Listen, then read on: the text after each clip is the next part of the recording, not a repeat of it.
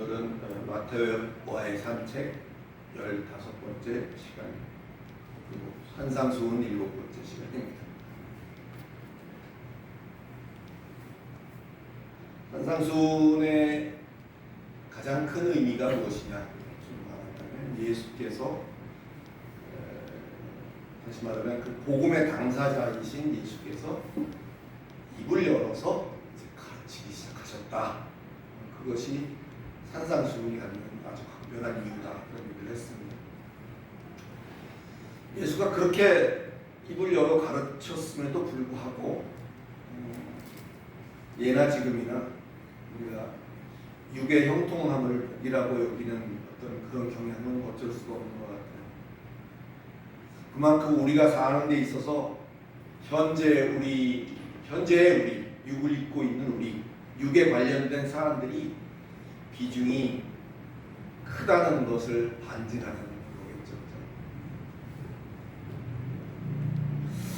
부인할 수 없는 일입니다. 이것은. 또 그러한 육에 대한 어떤 그 필요성과 어떤 그 갈급함 뭐 이런 것들, 그런 것에 대한 관심과 욕구 이런 것이 전혀 가치 없는 것이다라고 해서도 우리는 안 될 것입니다. 왜냐하면 육을 입고 있으니까요. 단지 그것만이 전부가 되지 않도록 우리가 늘 경계심을 잃지 말아야 되는 거겠죠. 그래서 그 두 가지, 우리가 육의 문제와 우리가 갖고 있는 영의 문제, 이것이 다 철도의 레일처럼 균형을 맞춰서 우리가 그래야 달려나갈 수 있지 않겠나 그런 생각입니다. 오늘 본문으로 선택한 21절부터 마태복음 5장 끝까지를 이렇게 한번 쭉 보시면 특별한 구조의 패턴이 반복되고 있는 것을 볼 수가 있어요. 혹시 뭔지 아시겠어요? 힌트는 21절, 27절, 31절, 33절, 38절, 43절. 이게 힌트예요. 뭘까요? 특별한 구조로 이것이 반복돼요. 옛사람에게 말한다. 뭐뭐뭐라고 하였다는 것을 너희가 들었으나 나는 너희에게 이르노니 여차저차하다. 이 패턴이 6번이 반복이 돼요. 그래서 이거를 산상수훈의 6 안티테시스라고 말을 합니다. 복잡한 얘기지만 대조심화 구문이다 이렇게 말을 할 수가 있어요. 6개의 대조심화 구문이 반복이 됩니다. 5장 끝까지. 다시 말하면 소위 옛사람이라고 대변되고 있는 율법들에 대해서 앞서서 말했듯이 폐지하러 오신 게 아니라 그 율법의 온전한 준수를 위해서 율법의 심도 깊은 참 의미가 무언가 이거를 덧붙여서 강화하는 데에 이 부분이 할애되고 있다는 사실을 볼 수가 있는 거죠. 그래서 그 중에 오늘 첫 번째가 뭐라고 제목을 잡으면 좋을지 모르겠습니다. 뭐 노하지 말라 이렇게 제목을 성경이 우선 친절하게 제목을 달아주잖아요. 노하지 말라 이렇게 돼 있는 성경도 있고 뭐 여러 가지가 있는데 살인에 대한 생각들을 지금 다루고 있는 것입니다. 첫 번째. 그래서 21절부터 26절까지가 그 토막이 되겠습니다. 여러분 엉뚱한 질문을 하나 좀 해볼까요? 살인하지 말라 이것과 사람을 죽이지 말라 이게 같은 걸까요? 아니면 어떨까요? 살인하지 말라. 살인하지 말라가 사람을 죽이지 말라 아닌가요? 그죠? 그러면 좀 질문을 바꿔서 뒤집어 이렇게 한번 물어볼까요? 나는 사람을 죽인 적이 있나? 나는 살인을 한 적이 있나? 이렇게 묻는다면 어때요? 느낌이 좀 달라질까요? 달라질 수도 있고 아닐 수도 있고. 죽인다라고 하면 떠오르는 영어 단어가 있을 텐데 뭘까요? 죽인다 그러면 kill이죠. kill. 그러니까 흔히 쓰는 kill이죠. kill은 동사입니다. 죽이다라는 동사. 모든 동사는 동사 그 자체로 뭐가 되는 건 아니에요. 동사에는 목적어가 있어야 완전하게 되는 거죠. 물론 you kill 이렇게 얘기하면 너는 죽인다. you kill 이것으로도 문장이 아주 안 되는 건 아니에요. 너는 죽인다 라는 문장이 되지만 거기에 무엇을 죽이냐라는 어떤 그 무엇이라는 목적어가 붙어야 이것이 제대로 뜻이 전달이 될 수 있다. 목적어 자리에 여름의 극성을 비우는 뭐 파리를 집어넣으면 너는 파리를 죽인다. 그죠? You kill the fly. 파리를 죽인다. 그 파리 자리에 다른 거를 넣을 수 있잖아요. 여러 가지를 넣을 수가 있어요. 생선을 죽일 수도 있고, 뭐 닭을 죽일 수도 있고. 그 자리에 사람을 넣게 되면 그제서야 이제 You kill the man. 그래서 너는 사람을 죽인다. 그렇게 문장이 완성이 되고 의미로 완성이 되는 거죠. 그 반면에 살인하다라는 그 자체가 살인하다 그것은 무엇을 죽인다라는 어떤 그런 패턴이 아니라 살인하다라는 그 자체가 동사예요. 지금 아예 뭐 생선이고 파리고 목이고 뭐 그 자리에 따른 뭘 죽인다 이런 대상들 중에 뭐 사람 이게 아니라 아예 어떤 대상도 아닌 딱 집어서 사람만을 집어서 얘기하는 게 살인하다라는 동사죠. 그죠? 사람을 죽이는 행위를 하다라고 콕 집어서 말하고 있어요. 지금 오늘 제가 이 얘기를 하는 이유는 이 산상수훈 21절에 지금 5장 21절에서 예수님이 말하고 계신 게 사람을 죽이지 말라가 아니라는 거예요. Do not kill the man 이게 아니라 사람을 죽이지 말라가 아니라 살인하지 말라. 딱 그렇게 살인하다라는 동사를 써서 예수께서 얘기를 하고 계시다는 거예요. 저는 이걸 준비하면서 평소에 뭐 저도 그렇게 생각했어요. 그게 사람을 죽이는 게 뭐 살인하는 거고 별 차이 없을 것 같은데 제가 요번에 이걸 준비하면서 저는 아주 깜짝 놀랐습니다. 아예 딱 사람을 죽이지 말라, 살인하지 말라 라고 딱 그 동사를 썼다는 거예요. 이 동사가 따로 있어요. kill 동사가 아니라. 다시 말해서 많은 대상 중에 하나로서의 사람을 죽이는 것을 뜻하는 게 아니라 유일하게 사람만을 특정해서 포뉴오라는 동사를 썼더라고요. 살인하다라는 동사가 따로 있어요. 파리를 죽이다가 아니라 살인하다라는 동사가 있다는 거예요. 포뉴오. 깜짝 놀랐습니다. 뭐가 그렇게 놀라냐고요? 뭐 괜히 호들갑 떠는 거 아니냐 그럴 수도 있지만 잠시 창조의 과정을 한번 우리가 복기를 해보십시다.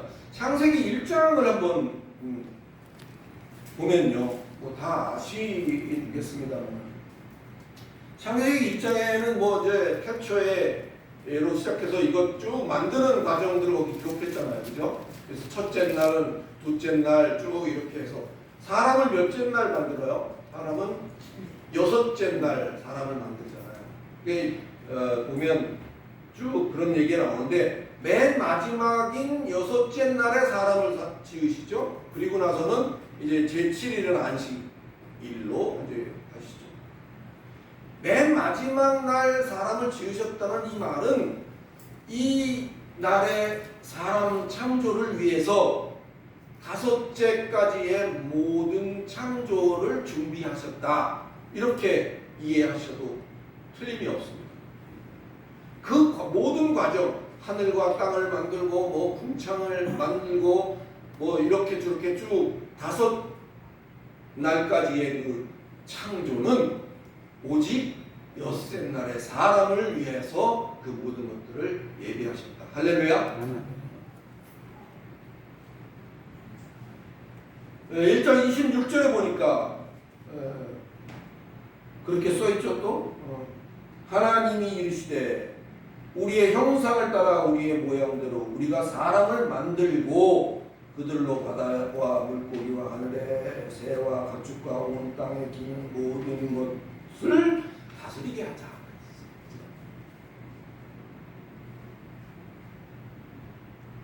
특히 이 구절을 우리가 지난번에도 언제 얘기를 한번 했습니다만 우리가 이 구절은 좀 기억을 해야 될 이유가 또 하나 있어요. 이게 삼위 하나님에 대한 근거 구절로 우리가 기억을 하고 있어야 돼요. 그래서 우리가 전도를 나가든지 삼위를 부정하는 여호와의 증인이라든지 이런 사람들을 만날 때 무슨 소리를 하는 거야? 창세기 1장 26절에 보니까 우리의 형상대로 만들자고 하셨다. 우리라고 복수를 쓰셨다는 것은 삼위적인 하나님을 말씀하시는 것이다.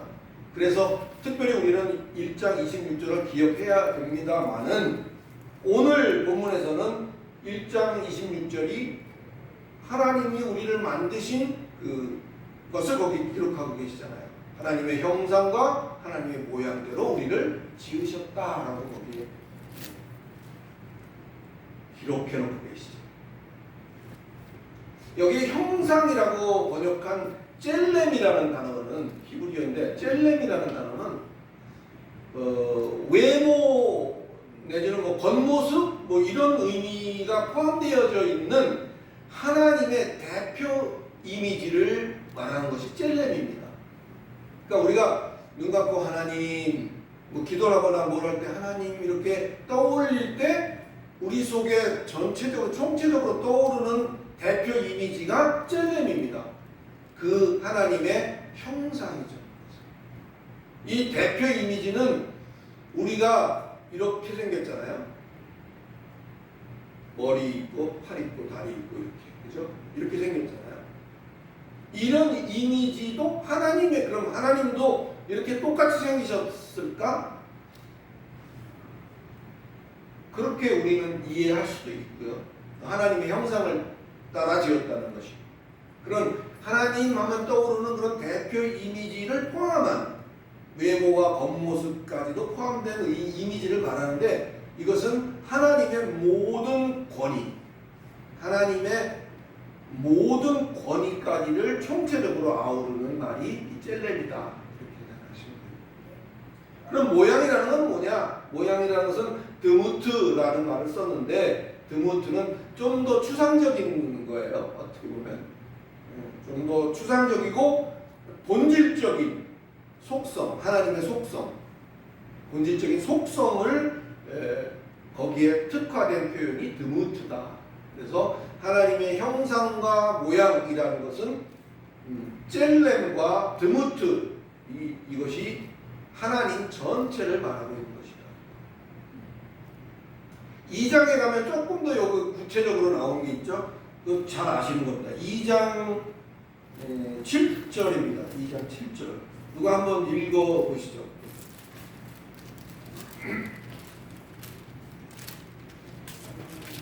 2장 7절. 여호와 하나님이 땅의 흙으로 사람을 지으시고 생기를 그 코에 불어 넣으시니 사람이 생명이 되니라. 네. 여호와 하나님이 땅의 흙으로 사람을 지으시고 생기를 그 코에 불어 넣으시니 사람이 생명이 됩니다. 아침에 설교를 듣다가 깜짝 놀랐어요. 생기가 또 거기서 목사님은 저하고 이렇게 뭐 교감을 한 것도 아닌데 어떤 이런 면은 우리를 놀라게 해요. 성경의 어떤 그 역사하심이 아닌가 저는 그렇게 받아들입니다.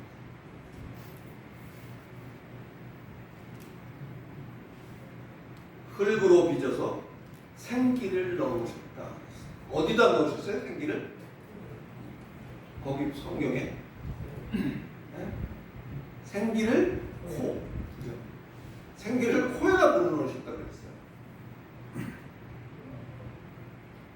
코가 막히면 안 됩니다. 생기를 코에다 불어넣으셨다. 사랑하는 성도 여러분, 저와 여러분은요 리틀 하나님, 할렐루야. 적당한 표현이 없어서 제가 이렇게 말을 썼는데 저와 여러분은 작은 하나님이에요. 이 말이 이해 가십니까? 하나님이 생기를 우리에게 불어넣으셔서 하나님의 형상과 모양을 가진 우리를 지으셨다는 거죠. 우리는 리틀 하나님이다. 그런 자긍심을 가지시기를 부탁드립니다. 우리는 작은 하나님이에요.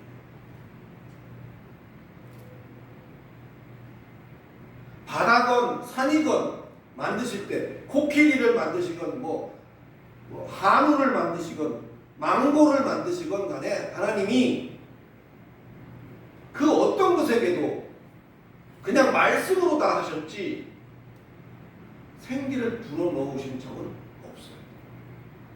유일하게 하나님이 생기를 불어넣으셔서 지으신 것은 우리밖에 없어요. 할렐루야. 그래서 저는 우리는 작은 하나님이다, 리틀 하나님이다 라고 저는 말하고 싶습니다.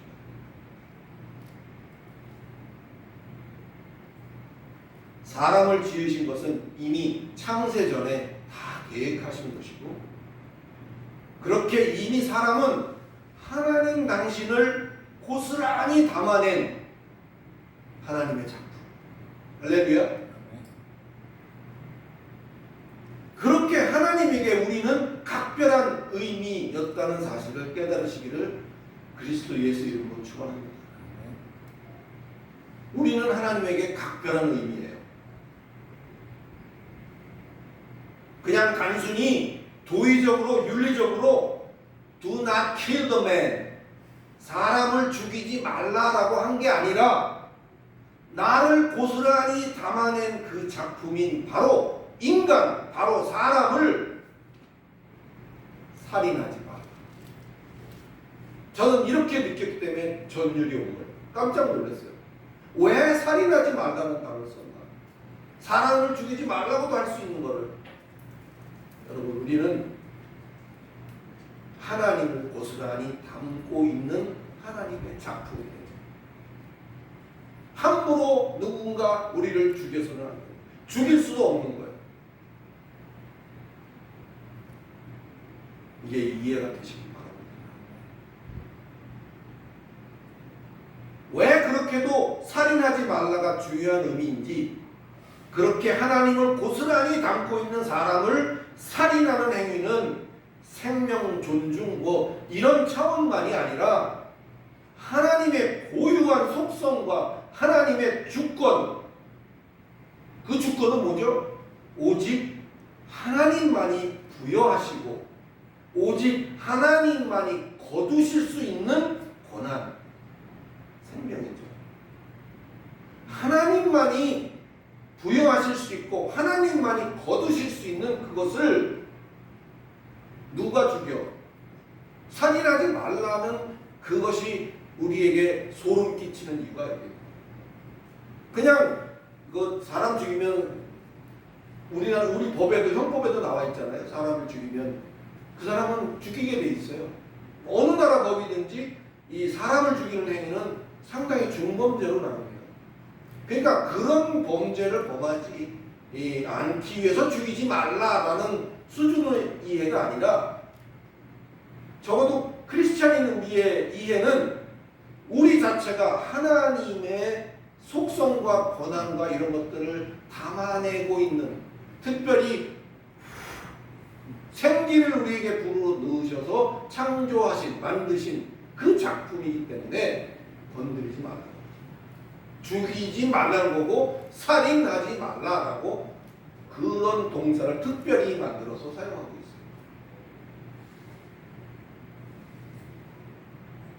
하나님의 고유한 속성과 주권 그런 것을 고스란히 우리가 담고 있는데도 불구하고 우리 사람을 건드리고 사람을 죽이는 행위는 심각한 하나님에 대한 도발로 간주되어진다.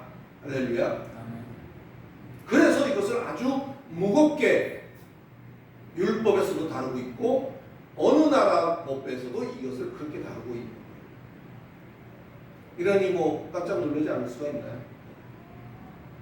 여러분이 왜 사람을 죽이면 안 되는지 이제는 이해가 가시죠? 이건 도덕적 차원이 아니에요. 윤리적 차원이 아니에요. 하나님에 대한 나의 어떤 마음가짐.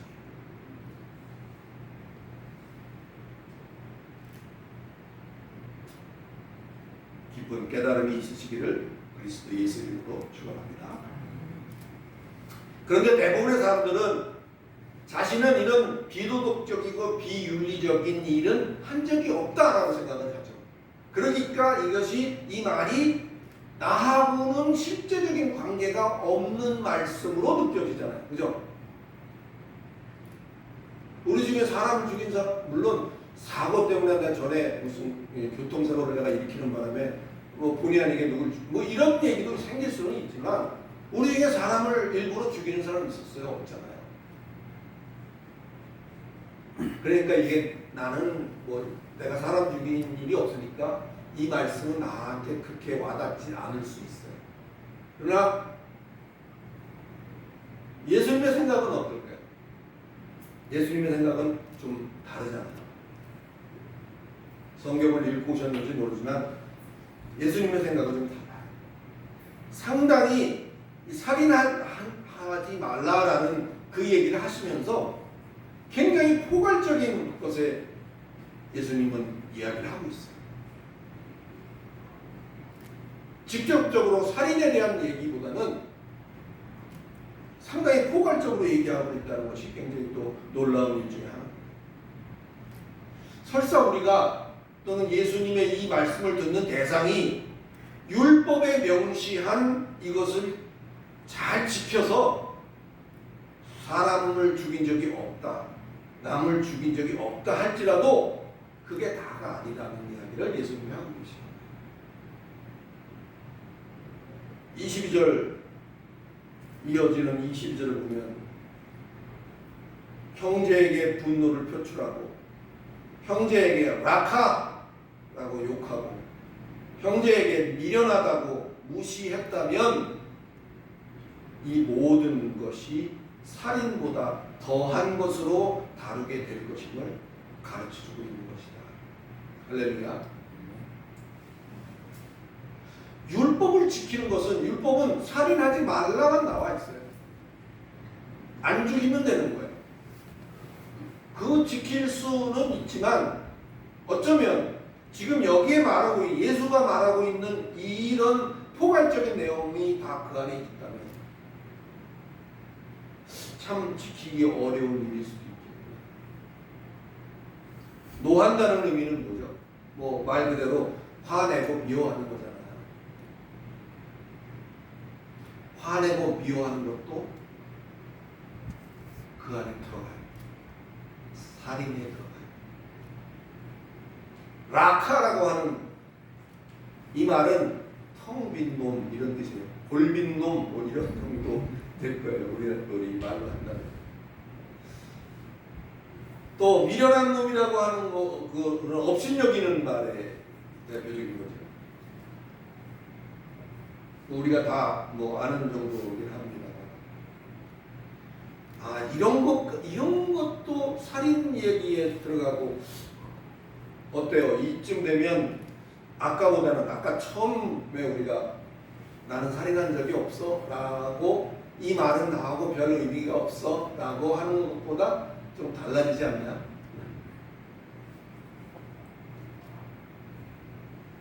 저도 여러분도 이런 부분에서 자유할 수가 없다는 거예요.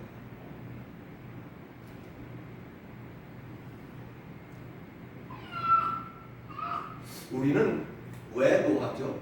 우리가 노하는 이유가 뭘까요? 우리가 노하는 왜 화가 나느냐? 물론 뭐 처음부터 화가 가득 찬 사람은 없습니다. 없는데 상대방이 내 생각과 내 의도와는 달리 자꾸 엉뚱한 일을 계속하게 되면 어때요? 슬슬 이제 화가 나죠.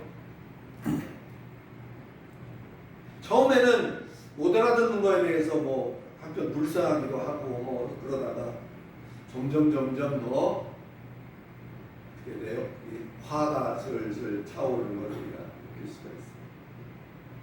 저만 그런가요? 여러분도 그런 경험 있으시죠?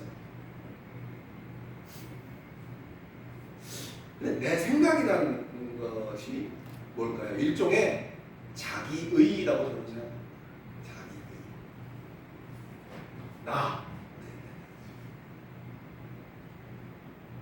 그 자기의가 무시되고 받아들여지지 않고 그 자기의, 나는 자기의, 내 의를 주장하는데 그것이 무시당하고 짓밟히고 또는 뭐 들은 척 만척한다든지 하면 슬슬 마음이 불편해지죠.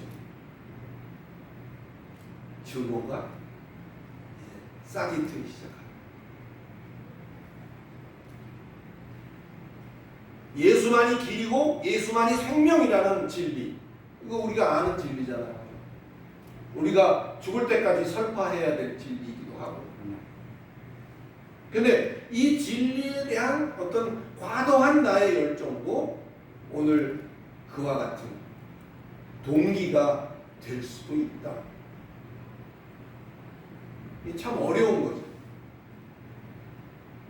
내 보기에는 예수가 길이고 예수가 생명이라는 것은 분명한데 이거를 아무리 얘기를 해도 받아들이지 않고 평생 자꾸 딴짓만 해야 있다면 답답하다 못해서 우라통이 터지고 점점 노해지는 거죠. 사랑하는 성도 여러분, 그렇지만 이 노라고 하는 것은 하나님의 분야인 것을 깨달으시기를 예수 그리스도의 이름으로 축원합니다.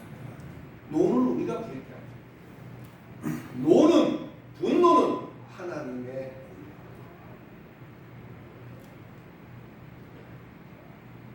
라카라고 하는 것도 어떤 기준에 못 미치기 때문에 멍청한 놈 이렇게 말하는 거 아니에요. 뭐 머릿속에 든 게 없다는 거예요. 이 라카라는 말이. 어떤 기준에 못 미치기 때문에 하는 것이다. 저는 그렇게 생각합니다. 역시 자기 의가 기준이 되어서 남을 판단하게 되는 것을, 나는 지혜롭고 나는 의로운데 너는 뭐가 아닌 텅 비었구나, 못 알아듣는 걸 보니 낙하라고 말을 한다는 거죠. 또 뭐 아까 얘기했던 미련한 놈이라고 하는 거, 이거는 뭐 세상 이치에 아둔하기 때문에 미련하다고 우리가 하는 어떤 그것과는 좀 다른 거겠죠. 예수 믿고 이 땅에서 복 받는 것보다 훨씬 더 중요한 하나님 나라의 영광을 우리가 전하는데 우리 전하는 우리를 보고 오히려 미련하게 여기고 우리를 한심하게 여기고 우리가 전하는 그 값진 보배를 듣기 싫어하고 배척한다면 우리는 그렇게 얘기할 수 있잖아요. 미련하다. 아무리 얘기를 해도 못 알아듣는 거야. 그러면 그걸로 끝나면 좋은데 우리는 그것으로 노하게 돼. 그것으로 업신여기게 돼. 이런 면도 우리가 가질 수 있는, 우리가 삐끗하면 저지를 수 있는 그런 일들입니다. 경계심을 가져야 될 일들이죠. 혹자는 이 세 가지 현상, 뭐 아까 얘기했던 미련한 놈이라 하고 라카라고 하고 또 이 형제를 보고 노를 바라고 하는 어떤 이런 것들은 연속성을 가지고 있다. 그렇게 보는 분들도 계세요. 그래서 이거는 우리 안에서 이루어지는 단계적인 현상으로 이걸 보기도 하는데 나도 꽤 설득력이 있다고 생각합니다. 사랑하는 성도 여러분, 어때요? 점점 이렇게 보니까 과연 이 살인이라는 게 특정한 아주 극악무도한 놈들만이 저지를 수 있는 그런 만행이 아니다라는 결론이 나오죠. 바로 나 자신이 결코 이런 사실에서 아주 자유로울 수만은 없다는 사실을 인정하고 눈이 열려서 그 영의 생사까지도 관심을 가지고 그것을 위해서 먼저 된 자로서의 행할 바를 잘 감당할 수 있는 저와 여러분이 되시기를 예수 그리스도의 이름으로 축원합니다. 뒷부분을 안 하고 앞부분만 했는데 시간이 꽤 많이 갔습니다. 잘라서 하겠습니다. 이 뒤는 다음 주에 하도록 합니다. 한번 성경을 한번 쭉 읽어보시고요. 특별히 5장 끝에까지는 그 6번에 반복되는 그 내용들이 있다라고 해요. 이거를 중심으로 한번 좀 읽어가 보시면 좋겠습니다. 오늘 말씀을 마치겠습니다. 특별히 우리가 저지를 수 있는 살인. 나는 살인한 적이 없어. 저도 그렇게 생각했거든요.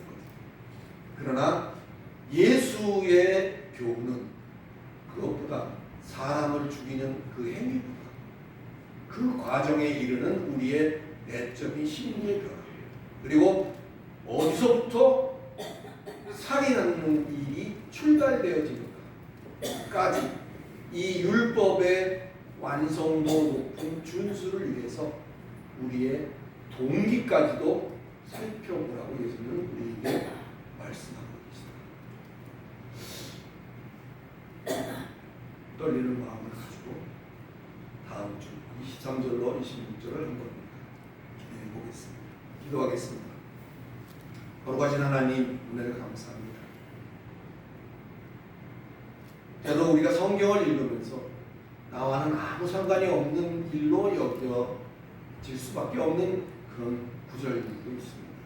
특별히 살인하지 말라 하는 그런 극악무도한 일을 우리가 어찌 할 수 있겠습니까? 그러나 예수의 가르침은 그 저변 깊숙이 우리의 마음속 깊이 있는 그 동기까지도 올바라야 한다는 사실을 우리에게 명시하고 있습니다. 하나님 아버지, 말씀에 비추어 회개하며 우리가 돌이킬 수 있도록 은혜를 더하여 주시옵소서. 예수 그리스도 이름으로 기도드리옵나이다. 아멘.